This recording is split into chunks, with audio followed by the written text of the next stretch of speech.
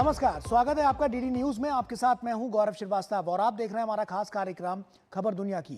खबर दुनिया की में आज की कड़ी में बात होगी अमेरिका और ईरान के बीच तनावों के खतरनाक मोड़ लेने की। साथ ही बात होगी बलूचिस्तान में लगातार विस्फोटक होते हालातों की। करेंगे इन अहम विषयों पर चर्चा खास मेहमान के साथ। तो चलिए शुरुआत करते हैं और सबसे पहले नजर डालते हैं हेडलाइंस पर।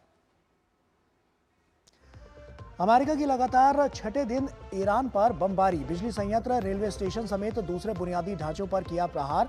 जवाबी कार्रवाई में ईरान ने खाड़ी देशों में बरपाया कहर। ब्रिटेन में सत्ता परिवर्तन की तैयारी, एंडी बर्नहम बने लेबर पार्टी के नए नेता। सोमवार को कीर स्टारमर दे सकते हैं प्रधानमंत्री पद से इस्तीफा। बर्नहम जल्द संभाल सकते हैं 10 डाउनिंग स्ट्रीट का जिम्मा।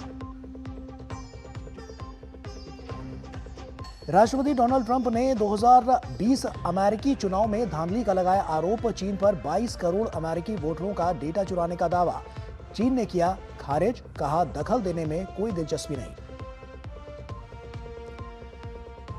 पाकिस्तान के खैबर पख्तूनख्वा में अफगानों में भारी अनिश्चितता और बेचैनी, बिना दस्तावेजों के रह रहे नागरिकों पर बड़े पैमाने पर कार्रवाई। पेशावर के बाहरी इलाके में 200 घरों को किया जमींदोज। जापान में शाही परिवार के उत्तराधिकारी कानून में बदलाव, फिर भी प्रिंसेस आइको नहीं पहन पाएंगी ताज, पुरुष ही बनेगा सम्राट। दूर के रिश्तेदार बच्चों को शाही परिवार ले सकता है गोद।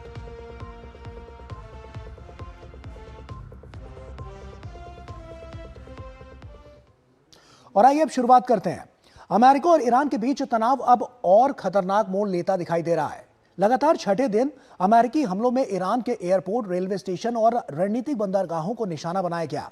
वहीं ईरान भी जवाबी कार्रवाई के दावे कर रहा है। हालात ऐसे हैं कि खाड़ी क्षेत्र में बड़े सैन्य टकराव की आशंका बढ़ गई है, जिसका असर वैश्विक व्यापार और ऊर्जा आपूर्ति पर भी साफ तौर पर पड़ सकता है। आखिर इस संघर्ष का अगला पड़ाव क्या होगा और इससे दुनिया कितनी प्रभावित होगी, आइए देखते हैं इस पर यह खास रिपोर्ट। अमेरिका ने ईरान पर लगातार छठवें दिन भी हमला जारी रखा। इन हमलों में दक्षिण ईरान का एक एयरपोर्ट, रेलवे स्टेशन और पुल तबाह हो गए। अमेरिका ईरान के इंफ्रास्ट्रक्चर को निशाना बनाने में कोई कसर नहीं छोड़ रहा है। अमेरिकी सेंट्रल कमांड का कहना है कि हालिया हमलों के बाद ईरान की कमर और भी टूट चुकी है। ईरान के सरकारी मीडिया के मुताबिक अमेरिका ने हॉर्मुज में भी कई हमले किए हैं। वहीं दक्षिणी ईरान के ईरान शहर एयरपोर्ट के पास भी धमाके सुने गए। अमेरिकी लड़ाकू विमानों ने एयरपोर्ट पर मिसाइल अटैक किए हैं। वहीं पोर्ट सिटी बंदर अब्बास में रेलवे स्टेशन को निशाना बनाया गया। चाबहार पोर्ट को भी निशाना बनाया गया है। हमले में पोर्ट के कंट्रोल टावर को नुकसान पहुंचा है। अमेरिकी रक्षा मंत्री पीट हेग्सेथ ने कंट्रोल टावर के क्षतिग्रस्त होने की तस्वीर भी शेयर की है। चाबहार पोर्ट भारत के लिए रणनीतिक रूप से अहम है। ये बंदरगाह भारत को पाकिस्तान को बाईपास कर अफगानिस्तान और मध्य एशिया तक व्यापारिक पहुंच उपलब्ध कराता है।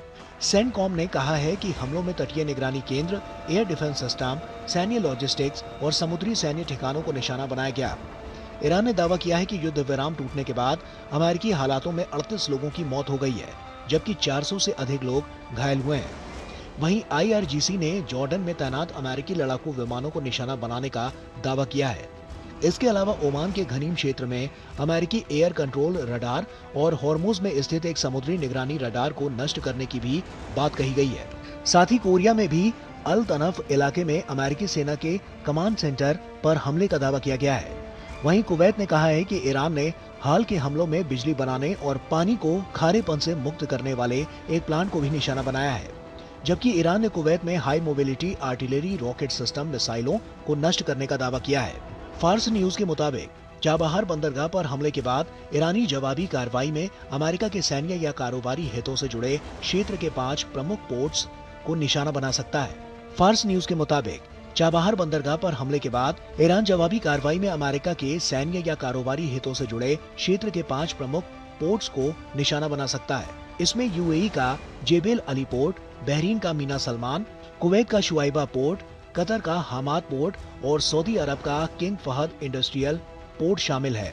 उधर हूती हॉर्मुज में हमला जारी रहने की स्थिति बार बार लाल सागर में व्यापारिक समुद्री मार्ग बाब अल मंदेब को बंद करने की धमकी दे रहा है। इस बीच आज यमन के दक्षिणी तट पर अदन की खाड़ी में अज्ञात सशस्त्र लोगों द्वारा रासायनिक टैंकर असाना पर कब्जे की खबर सामने आई है। हालांकि जहाज में झंडे की पुष्टि नहीं हो पाई, लेकिन इसका अगला गंतव्य सोमालिया बताया जा रहा है। अगर जल शोधक संयंत्रों पर हमला बढ़ता है तो पश्चिम एशिया में हालात और भी खराब हो सकते हैं। और आइए इसी पर चर्चा करते हैं। रिटायर्ड मेजर जनरल ध्रुव सिंह कटोच जी हमारे साथ जुड़ रहे हैं, डायरेक्टर हैं इंडिया फाउंडेशन के। सर बहुत स्वागत आपका। और उसी के साथ सबसे पहला सवाल यही है कि खाड़ी जो देश हैं उनके लिए कितनी बड़ी संकट की घड़ी अब आन खड़ी हुई है, क्योंकि पहले भी हमने देखा स्थिति कैसी थी, अमेरिका का लगातार हमला और उसके बाद ईरान का पलटवार। क्या कुछ कहता है, क्या भविष्य नजर आता है? धन्यवाद गौरव जी। सबसे पहले यह बिल्कुल सही कहा आपने, ये जो सबसे ज्यादा असर जो पड़ने वाला है मेरी सोच विचार से ये अरब देशों के ऊपर पड़ेगा अभी, क्योंकि अमेरिका के ऊपर जो जिस प्रकार से असर ईरान चाहता है वो होने वाला नहीं है। अमेरिकन एसेट्स जो जिनको अटैक कर रहे हैं वो तो सभी इन्हीं जगहों पर हैं, बहरीन में, कुवैत में, ओमान वगैरह में। जी। अब जाके अगर ईरान ने जो बंदरगाह के ऊपर भी अभी हमला अगर शुरू कर दिया है तो उनके एक्सपोर्ट्स के ऊपर मुझे लगता है फिर फर्क पड़ जाएगा। और ये एक इकोनॉमिक असर पड़ता है अभी, ये मुझे अभी दिख रहा है। लेकिन क्या क्या काबिलियत है ईरान की सबको इस प्रकार के या स्पेसिफिक टारगेटिंग करने का, इसमें मुझे अभी तक शक है। बेसिकली जो मेरे अपने ख्याल है, ये लड़ाई ज्यादा दिन चलने वाली नहीं है। हो सकता है 2-4 दिन और चले, लेकिन एक तरफ से समझौता होने वाला है। और ये समझौता अभी एक चीज पर निर्भर है, ईरान को मानना पड़ेगा कि स्ट्रेट ऑफ हॉर्मुज में वो नदियों, वो जो शिप्स जारी है उनके ऊपर वो हमला ना करे। ये एक तरफा डिसीजन लिया था ईरान ने, जो मैं समझता हूँ गलत था। और ईरान को भी इसमें बहुत नुकसान उठाना पड़ा है। तो अल्टीमेटली अमेरिका को यह थोड़ा सा असर पड़ता है, ईरान को बहुत असर पड़ा है, गल्फ देशों को बहुत असर पड़ा है। बाकी जो देश है जो इन्वॉल्व नहीं है, भारत जैसे देश जो ऑयल इंपोर्टिंग देश है, हम ये मैं कहना चाहता हूं कि सप्लाई साइड में भारत के लिए कोई प्रॉब्लम नहीं होगा गैस और ऑयल का, लेकिन कीमतें जरूर बढ़ सकती है। इसके अलावा और ये भी कुछ हद तक भारत कंट्रोल कर लेगा, लेकिन उस प्रकार का बड़ा असर मुझे नहीं लगता है होने वाला है कीमतों के अलावा। जिस प्रकार का सिचुएशन आया था भाई कई देशों में राशनिंग वगैरह का, वो भारत में होने वाला नहीं है। ये कंट्रोल में आ गया क्योंकि सोर्सेज कई अलग अलग जगह से हम इस समय पर पेट्रोलियम प्रोडक्ट्स ले रहे हैं। जी। और ये मुझे लगता है भारत को इस कठिन स्थिति से बाहर निकाल देगा। ऐसे में ध्रुव जी, क्या समुद्र में भी जो प्रभाव है वो और ज्यादा बढ़ता हुआ उसका दायरा नजर आ सकता है, और क्या इसका जो इम्पैक्ट है वो कहां पर पड़ता हुआ नजर आएगा और किन किन देशों पर सबसे ज्यादा ये प्रभाव डालेगा? देखिए ये बढ़ सकता है, लेकिन मैं पहले भी ये एक चीज कह चुका हूं कई चैनल्स के ऊपर कि ये इस युद्ध को लंबा चलाने में अमेरिका का इंटरेस्ट नहीं है और ना ही ये ईरान का इंटरेस्ट है। तो एक तरफ से दोनों अपनी अपनी पब्लिक को ये दिखाना चाहते हैं कि जीत हमारी है और हम दूसरे पार्टी को अपने टर्म्स पर टॉक पर लाएंगे। ये दोनों को कुछ हद तक पीछे हटना पड़ेगा, लेकिन इस प्रकार से हटेंगे कि वो अपनी पब्लिक को ये दिखा सकेंगे कि जीत उनकी हुई है। तो मुझे लगता है कि अगले 2-4 दिनों में ये कोई ना कोई फैसला हो जाएगा और उसके बाद फिर से फायरिंग बंद हो जाएगी। शांति नहीं आएगी, फायरिंग बंद होगी और टॉक्स फिर से शुरू हो जाएंगे। सबसे ज्यादा जो असर जो मुझे लगता है, ईरान तो खैर बहुत मार खा चुका है, लेकिन वो छोड़ेगा नहीं। असर पड़ेगा जिन देशों में शांति है। देखिए इस पर सबकी नजर है ध्रुव जी कि ईरान का टेक क्या हो सकता है। पहले बातचीत की मेज पर बुलाया गया, उसके बाद जो स्थितियां हुई वो जग जाहिर है, और उसके बाद अब ये एक बार फिर से जो स्थितियां पैदा हो रही हैं लगातार संकट की, तो ऐसे में ईरान का टेक क्या हो सकता है? किस तरह से पलटवार होगा या युद्ध अभी आगे और ज्यादा बढ़ सकता है? क्या इस पर आप कहेंगे? किस तरह से आपको क्या नजर आता है कि भविष्य कैसा हो सकता है? देखिए ईरान का टेक तो सिंपल है, वो चाहता है कि टोल लगाए हॉर्मूज के ऊपर। और उसका कारण ये है कि उसने बहुत नुकसान झेला है अभी तक, तो वो बोलता है मैंने कहीं तो कवर अप करना है। और वो कहता है कि अमेरिका को यहाँ पर रहने का कोई हक नहीं है। प्रॉब्लम ये है कि अगर एक बार अमेरिका अगर हट जाए और ईरान ने टोल लगाना शुरू कर दिया तो ईरान बिग बॉस बन जाएगा पूरे अरब देशों के ऊपर। इसमें मुझे कोई शक नहीं है। तो अरब देशों का इस समय पर अमेरिका के साथ रहना उनके लिए बहुत जरूरी है। अगर वो वहां से अमेरिका हट जाता है तो अरब देश जितने भी है वो ईरान के दबाव में आ जाएंगे। तो बढ़ सकता है, जरूर बढ़ सकता है, और ये रेड सी के ऊपर भी जा सकता है, जिसका असर मैं समझता हूँ ज्यादा होगा, क्योंकि हॉर्मूज बंद है, और अगर रेड सी का रास्ता बंद हो गया बाब एल मंदेब से, जहां पर हुती हुती थोड़ा बहुत प्रभाव डाल सकते हैं, तो जो मेडिटेरेनियन से शिपिंग सुएज कैनाल, रेड सी, बाब एल मंदेब और इंडियन ओशन को आती है, वो फिर रुक जाएगी और उनको केप रूट साउथ अफ्रीका के नीचे से जाना पड़ेगा।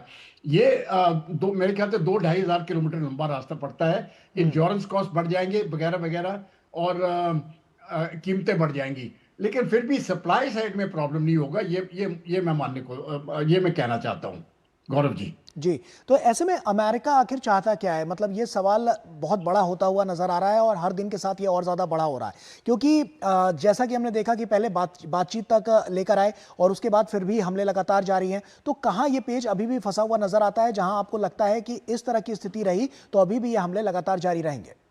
देखिए, पहले अमेरिका चाहता था कि रिजीम चेंज हो जाएगा और वहां पर फिर मामला खत्म हो जाता है, लेकिन रिजीम चेंज हुआ नहीं।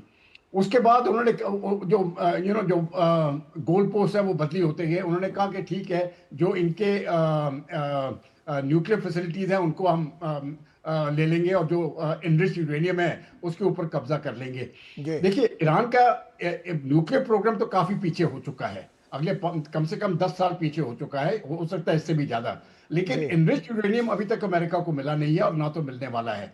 अब तीसरी जगह पर अमेरिका ने कहा कि कम से कम हॉर्मूज में शिपिंग फ्री होने चाहिए, फ्री एंड ओपन। अभी पहले से ही फ्री एंड ओपन थी, अभी उस स्टेट पर आ गया अमेरिका कि यहां पर तो हम छोड़ नहीं सकते हैं, और ये मुझे लगता है अमेरिका इससे पीछे हट नहीं सकता है। वो इसको फ्री एंड ओपन करके ही रहेगा, ना तो उसकी जो इज्जत है, उसकी जो स्टैंडिंग है अरब वर्ल्ड में, वो खत्म हो जाएगी। तो मुझे लगता है समझौता भी मुझे यहां पर आ जाएगा। अमेरिका न्यूक्लियर इशू के ऊपर ज्यादा दबाव नहीं डालेगा, लेकिन इसके ऊपर मुझे लगता है दोनों पक्ष मान जाएंगे। अमेरिका भी कोई कंट्रोल नहीं करेगा और ईरान भी नहीं, और इसके बीच में कोई ना कोई रास्ता निकल सकता है, जिससे कि स्टेट ऑफ हॉर्मुज में फ्री एंड ओपन शिपिंग पहले की तरह फिर से शुरू हो जाए।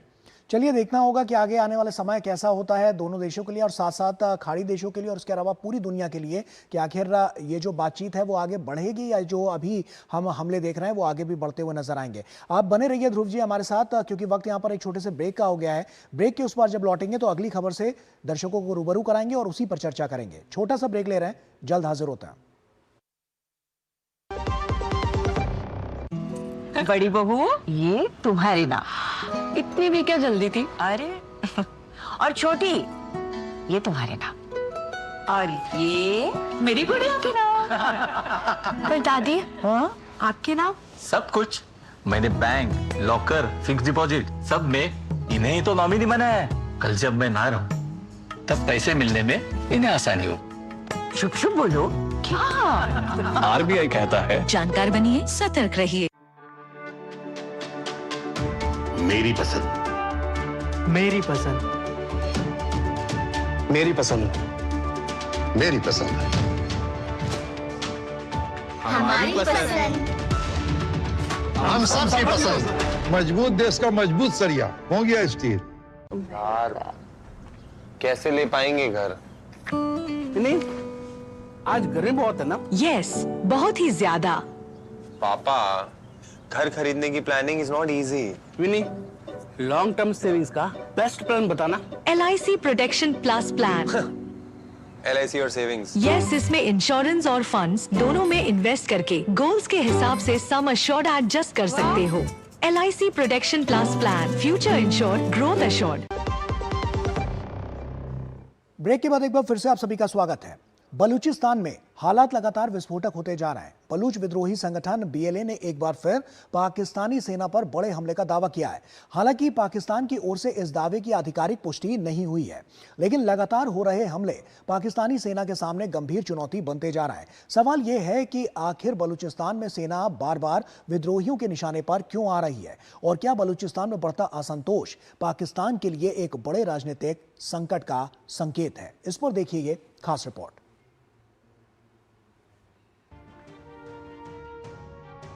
पाकिस्तानी दमन और असंतोष के बीच फंसा बलूचिस्तान, लेकिन विद्रोहियों ने कफन या वतन के नारे के साथ पाकिस्तानी सेना के खिलाफ आर पार की लड़ाई छेड़ रखी है।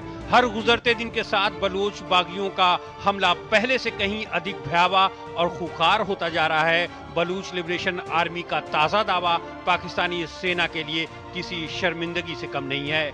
अभी प्रांत के ज़ियारत और दूसरे इलाकों में हुए हमलों में मारे गए सैनिकों का शव ठीक से उनके घर भी नहीं पहुंचा था।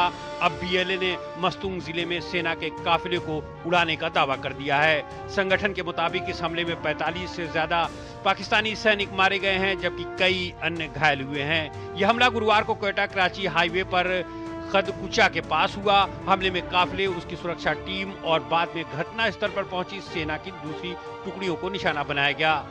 इस हमले को संगठन के फतेह स्क्वाड ने अंजाम दिया है। हालांकि पाकिस्तानी सेना की तरफ से हमले की आधिकारिक पुष्टि नहीं की गई है। बीएलए का दावा है कि मुठभेड़ अभी जारी है। अभियान खत्म होने के बाद पूरी जानकारी उपलब्ध कराई जाएगी। इससे पहले 1 जुलाई को मस्तूंग के दश्त इलाके में सेना की रसद सामग्री ले जा रहे एक वाहन को निशाना बनाया गया। 3 जुलाई को नुश्की मस्तूंग में आईडी हमले हुए। इसके बाद किच, नुश्की और खुजदार में पाकिस्तानी सुरक्षा बलों को निशाना बनाया गया। इन दावों के आधार पर सवाल उठता है कि आखिर पाकिस्तानी सेना इतनी आसानी से शिकार कैसे बन जाती है। बलूचिस्तान का विशाल और दुर्गम भूभाग सेना के लिए सैनिकों और सैन्य संसाधनों की आवाजाही को बेहद कठिन बना देता है। इस वजह से सेना को मुख्य रूप से कुछ चुनिंदा राष्ट्रीय राजमार्गों पर ही निर्भर रहना पड़ता है। इसलिए पाकिस्तानी सेना कई दिनों तक घात लगाकर बैठे विद्रोहियों के चंगुल में फंस जाती है। विशेषज्ञों की माने तो संसाधनों का अभाव भी पाकिस्तानी सेना की विफलता का बड़ा कारण है। कई बार सैनिकों को बख्तरबंद, माइन रेजिस्टेंट, एम्बुश प्रोटेक्टेड वाहनों के बजाय सामान्य यात्री बसों से ले जाया जाता है। वर्षों से चले आ रहे सैन्य दमन और राजनीतिक असंतोष के कारण स्थानीय बलूच आबादी के एक हिस्से में केंद्र सरकार के प्रति गहरा अविश्वास बताया जाता है। ऐसी स्थिति में स्थानीय स्तर पर खुफिया नेटवर्क खड़ा कर पाना मुश्किल होता है। हालांकि विद्रोहियों को सेना की रणनीतिक जानकारी पहले ही मिल जाती है। हाल ही में बीएलए ने बलूचिस्तान को एक आजाद देश घोषित किया था। प्रांत के 80% हिस्से पर कब्जे का दावा करते हुए झंडा, राष्ट्रगान, नई करेंसी और प्रशासनिक व्यवस्था लागू करने की बात कही थी। तो क्या बलूचिस्तान एक और बांग्लादेश बनने के करीब है? दोनों के बीच काफी समानताएं दिखाई दे रही हैं। केंद्र और स्थानीय आबादी के बीच लंबे समय से तनाव, संसाधनों और राजनीतिक अधिकारों को लेकर शिकायतें, सुरक्षा बलों की कार्रवाई को लेकर असंतोष इस सवाल को बल देते हैं। और आइए इसी पर चर्चा करते हैं। रिटायर्ड मेजर जनरल ध्रुव सिंह कटोच जी लगातार हमारे साथ जुड़े हुए हैं। ध्रुव जी, सवाल यह है कि अभी क्या कुछ देखने को मिल सकता है? इतना बड़ा हमला और उसके बाद जो मौजूदा स्थितियां हैं वो साफ तौर पर इशारा कर रही हैं कि क्या कुछ रहा है। एक बहुत बड़ा, हम कह सकते हैं कि इमोशंस जो है वो बाहर निकलता हुआ नजर आ रहा है, जो अब और ज्यादा उपद्रवी होते हुए साफ तौर पर इस तरह के हमले करता हुआ नजर आ रहा है। क्या आपको लगता है कि जो स्ट्रैटेजी पाकिस्तान ने अपनाई है, क्या उसी का इसको ये जो फीडबैक के रूप में इसे दिया जा रहा है, ये जो अटैक है वो? जहां तक बलूचिस्तान का मामला है, मैं थोड़ी सी गहराई में जाना चाहता हूँ। देखिए, मैं सिर्फ पिछले 2 महीने की बात करूंगा, एक तो जून महीने की और जुलाई महीने की। और जून महीने में क्या हुआ कि जो उनके जो मेन कम्युनिकेशन हाईवेज है, क्वेटा कराची है एक, क्वेटा तफ्तान है और जो कोस्टल हाईवे है जी, वहां पर बहुत ज्यादा आईडीज, एम्बुशेस किए गए हैं। लेकिन ये थोड़े छोटे स्तर पर थे। अभी जुलाई में क्या फर्क पड़ गया है? जुलाई में देखिए, 7 जुलाई को जब उन्होंने ज़ियारत पुलिस स्टेशन के ऊपर हमला किया तो वहां पर 9 पुलिस लोग मारे गए। ये तो कंफर्म्ड रिपोर्ट्स है जो पाकिस्तान की तरफ से हैं। हो सकता है इससे ज्यादा हो, लेकिन कई लोग कैदी हुए पुलिस वाले, और 2 दिन के बाद 18 शव मिले जो कैदी हुए थे, उनको एग्जीक्यूट कर दिया गया। ये मैं समझता हूं एक बहुत बड़ी कमजोरी है। उसके बाद क्या हुआ, उसी 9 जुलाई को ही, 7 जुलाई को हमला हुआ, 9 मारे गए, 2 दिन के बाद 18 बंदे को एग्जीक्यूट कर दिया। उसी दिन के ऊपर 9 सेना के कर्मचारी, पाकिस्तान सेना के कर्मचारी भी जो सोल्जर्स थे वो भी मारे गए। ये मैं आपको ये बताना चाहता हूँ, ये बहुत हैवी कैजुअलिटीज है जी। उसके बाद मंगी डैम के ऊपर उन्होंने हमला किया, 9 आदमी और फिर से मार दिए। पाकिस्तान ने एक अभियान चलाया, उसके बाद उसका नाम है ऑप शबम, और उस ऑपरेशन में उन्होंने बहुत ज्यादा जोर लगाया है इनके ऊपर। और उसके बाद बलूचों ने एक आईसिस के ठिकाने पर एलईटी और आईसिस के लोग मार दिए, तकरीबन 34-35 मिलिटेंट मारे गए। और अब ये जो हमला हुआ है एक कॉन्वॉय के ऊपर, बहुत ज्यादा सैनिक मारे गए हैं। अभी मैं इसको ये बताता हूँ एक सैनिक के तौर पर। बलूचिस्तान जो है एक बहुत बड़ा इलाका है और इस इलाके के ऊपर हर एक जगह पर कोई फौजी रखना बहुत मुश्किल है। हर एक चीज को डिफेंड नहीं कर सकते आप। ये इन जो बीएलए के लोग हैं, इंसर्जेंट्स इनको ये बोलते हैं, इनको कैसे मालूम पड़ रहा है कि ये पाकिस्तान की फौज यहाँ से आ रही है? पब्लिक उनके साथ है। और एक बार मैं आपको बता देता हूं, अगर पब्लिक बीएलए के साथ है तो पाकिस्तान की मुश्किलें जो है वो बहुत ज्यादा बढ़ जाएंगी और आगे वाले दिनों में ये बढ़ती ही जाएंगी। बिल्कुल। ये दो इलाकों के ऊपर हमला हो रहा है बीएलए का। एक जो पाकिस्तान की मिलिट्री और पुलिस, और दूसरा जो चाइनीज इंफ्रास्ट्रक्चर है, दोनों के ऊपर ये इनके हमले जारी किए गए हैं और आगे वाले दिनों में मैं देखता हूं ये बढ़ते जाएंगे। पाकिस्तान की आपने ये भी कहा कि उन्होंने घोषित कर दिया कि ये हमने लिबरेट कर दिया 80% इलाका। टेम्पररी लिबरेट हो सकते हैं उनके, मुझे नहीं लगता इस समय पर बीएलए की काबिलियत है 100% कंट्रोल करना और वहां पर जारी रखना। जी, पाकिस्तान की मिलिट्री स्ट्रांग है, उनको वापस ले लेगी। लेकिन कहां तक जाएगी पाकिस्तान मिलिट्री? जब तक अगर ये पॉलिटिकल सोल्यूशन नहीं करेंगे तो पाकिस्तान की मिलिट्री और उनके पुलिस और खून बहते रहेंगे ये, और ये कैजुअलिटीज का रेशियो बहुत बढ़ जाएगा। एक चीज मैं और बताना चाहता हूं, देखिए कई सालों से पाकिस्तान की खबरें भारत में तो बिल्कुल जीरो थी। आई मीन छोटे मोटे उनके हमले होते थे, हमें कोई फर्क नहीं पड़ रहा था। अब देखिए ये इतना इंटरेस्ट क्यों आ गया है? ये बहुत ज्यादा बढ़ चुकी है, इतनी स्थिति बढ़ चुकी है और इतना अत्याचार हो रहे हैं बलूचियों के ऊपर कि बिल्कुल। और लगातार देखने को मिल रहा है, क्योंकि लगातार जो हाइलाइट्स है वो इसी पर है कि आखिर बलूचों के साथ जो कुछ हो रहा है वो आखिर किस ओर इशारा कर रहा है और पाकिस्तान के लिए आने वाले समय में क्या मुसीबत खड़ी होगी या आगे कोई और राह निकलती हुई नजर आ सकती है। इन तमाम पहलुओं पर लगातार जो सुर्खियां हैं वो तो देखने को मिल ही रही हैं और उसके अलावा भी लगातार जो फोकस है पूरी दुनिया का वो भी नजर आ रहा है। बहुत बहुत शुक्रिया आपका ध्रुव सी कटोच जी हमसे जुड़ने के लिए और बारीकी से दोनों विषयों पर अपनी राय रखने के लिए बहुत बहुत शुक्रिया। तो इसी के साथ फिलहाल इतना ही, लेकिन जाते जाते आपको कुछ और अंतर्राष्ट्रीय खबरों के साथ छोड़ जाते हैं, तो आप इन खबरों को देखिए। हमें और हमारी पूरी टीम को दीजिए इजाजत। नमस्कार।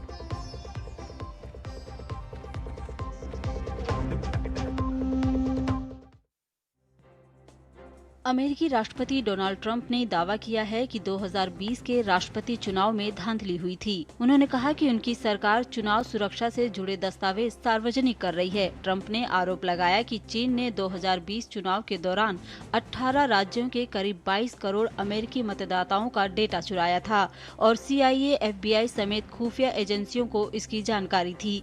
वहीं चीन ने अमेरिकी राष्ट्रपति ट्रंप के आरोपों को झूठा और बेबुनियाद बताया है।